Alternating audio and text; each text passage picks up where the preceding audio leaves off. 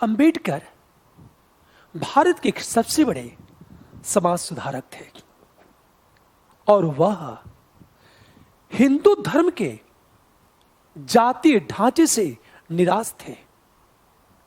इसलिए अंबेडकर ने निर्णय लिया को हिंदू धर्म को छोड़कर बौद्ध धर्म अपनाएंगे।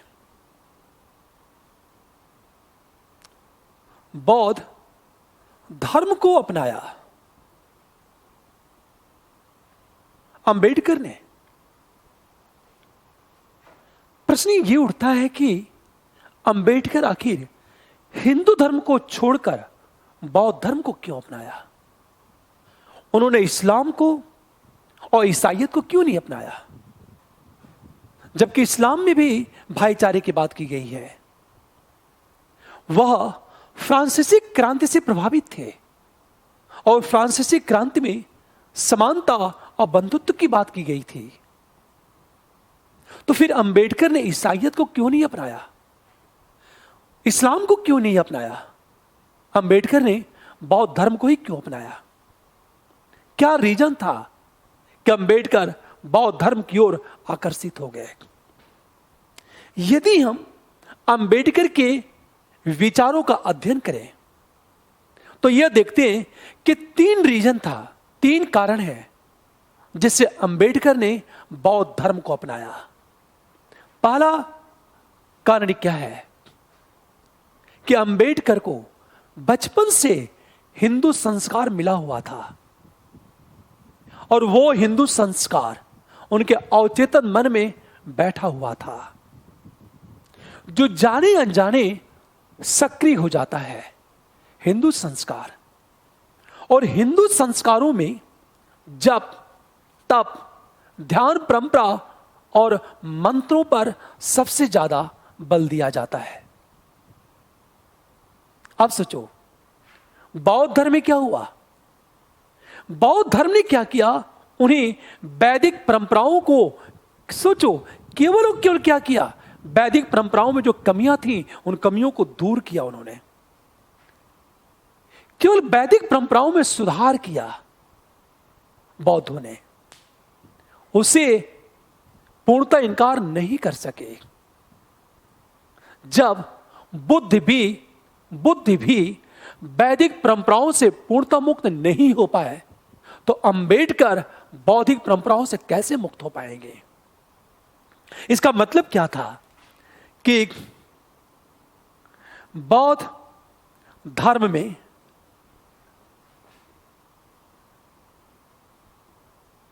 वैदिक परंपरा में सुधार की बात की गई और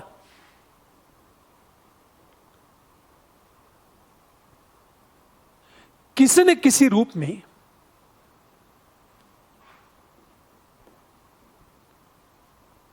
वैदिक परंपराओं को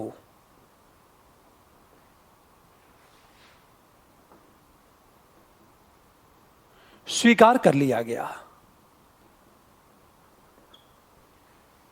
पहली चीज कि अंबेडकर बचपन से हिंदू संस्कार से प्रभावित थे।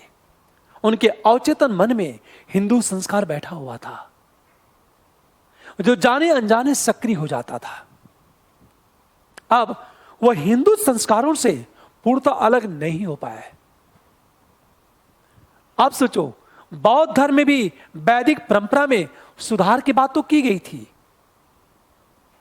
बौद्ध धर्म भी वैदिक परंपराओं को पूर्णतः मना नहीं कर पाया और बौद्ध धर्म में किसी न किसी रूप में वैदिक परंपराओं को स्वीकार कर लिया गया।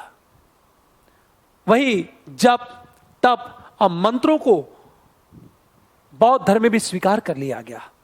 तो अंबेडकर के विचारों से बौद्ध धर्म काफी साम्यता रखता था। इस अंबेडकर ने बौद्ध धर्म को स्वीकार कर लिया। पहला पॉइंट। हम दूसरी चीज बात करें, अंबेडकर चाहते क्या थे? वो चाहते थे एक ऐसा धर्म हो जहां मानव के कल्याण की बात की जाए, सभी तरह के भेदभाव समाप्त हो जाए, दयालुता का अर्थ हो, दयालुता का अर्थ हो, उदारता का अर्थ हो और खुलापन हो। बौद्ध धर्म में क्या है? दयालुता का अर्थ है। बौद्ध धर्म में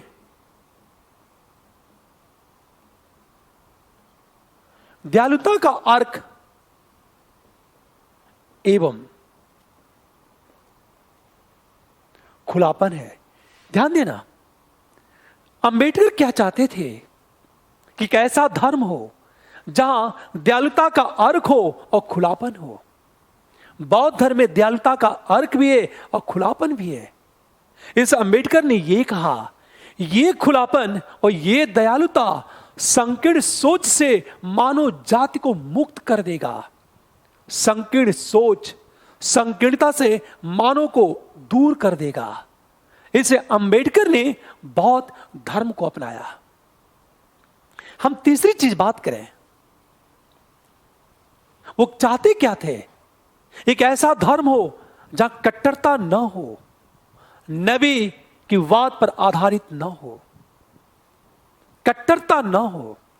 बौद्ध धर्म में कट्टरता नहीं है और बौद्ध धर्म वाद और कट्टरता पर आधारित नहीं है। हमेशा जानते इस बात को। इस उन्होंने क्या किया? बौद्ध धर्म को अपनाया। मतलब बौद्ध धर्म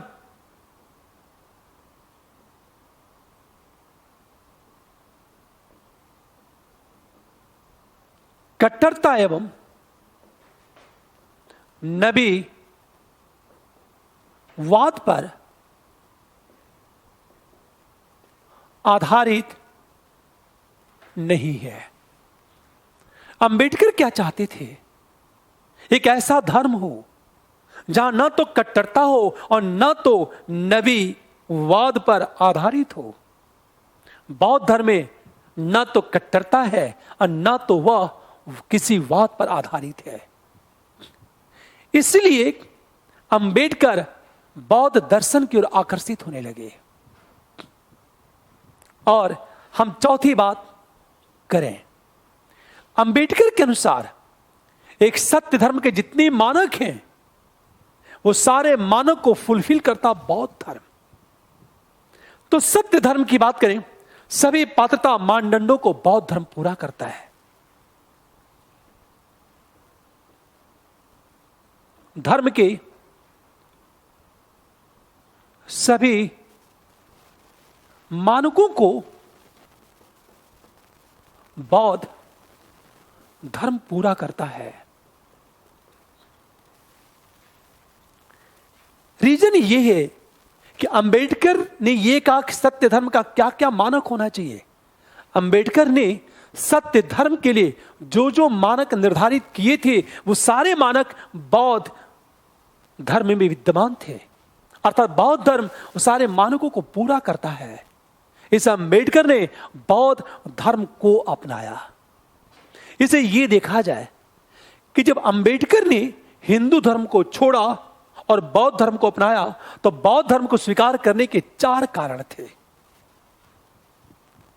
अगली क्लास में हम बात करेंगे कि उन्होंने ईसाईयत को क्यों नहीं अपनाया और इस्लाम को क्यों नहीं अपनाया। Thank you.